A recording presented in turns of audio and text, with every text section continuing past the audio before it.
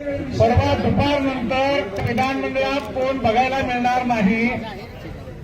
सगळेजण निघायच्या तयारीला लागतात. म्हणून आजचा दिवस आपल्यासाठी अत्यंत महत्वाचा आहे.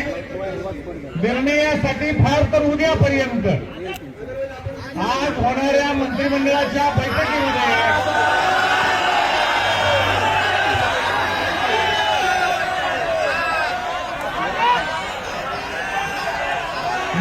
मी तुम्हाला 2 दिवसाचं सांगितलं, तुम्ही आज सांगितलं. तुमचं कौतुक करतो. तुम्ही आज म्हणताय हे अत्यंत महत्वाचं आहे.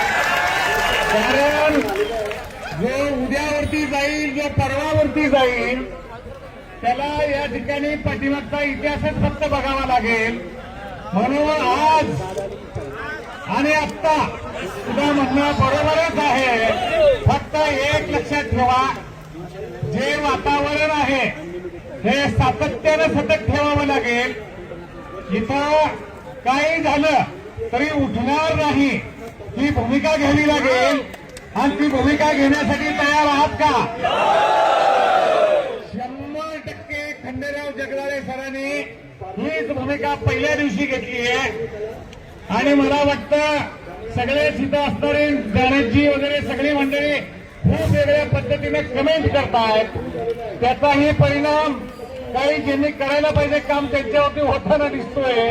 चांगली गोष्ट आहे की तुम्ही बोललं पाहिजे आणि तुम्ही लिहिलं सुद्धा पाहिजे. त्याचा परिणाम आपल्या हक्काच्या वेतनासाठी नक्की होणार आहे.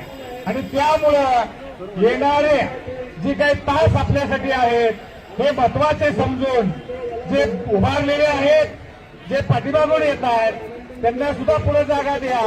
आणि आम्ही आता आमचा निर्णय घेतल्याशिवाय इथून उत्तर नाही अशी भूमिका घ्या. डॉक्टर बाबासाहेब आंबेडकरांनी आपल्याला जी घालून दिलेली प्रणाली आहे ती प्रणाली आपला हक्क घेण्यासाठीची आहे. आणि म्हणून आमचा हक्क न देणारे कुणी असतील व त्यांना जाब विचारण्याची आपल्याला ताकद दिलेली आहे. आणि त्या ताकदीचं ठिकाण म्हणजे हे आझाद मैदान आहे. म्हणून या आझाद मैदानातून आम्ही आमचा न्याय घेऊन उठू. इतकीच फणगाड बांधा. श्रीकांत देशपांडे साहेबांनी सांगितलं त्या पद्धतीनं काही प्रयत्न केला जाईल. आणि त्या प्रयत्नानंतर तुमच्या सोबत या ठिकाणी आमचंही या ठिकाणी अन्वेषण सुरू होईल. इतकंच आपल्याला आश्वस्त करतो आणि थांबतो. जय हिंद, जय महाराष्ट्र.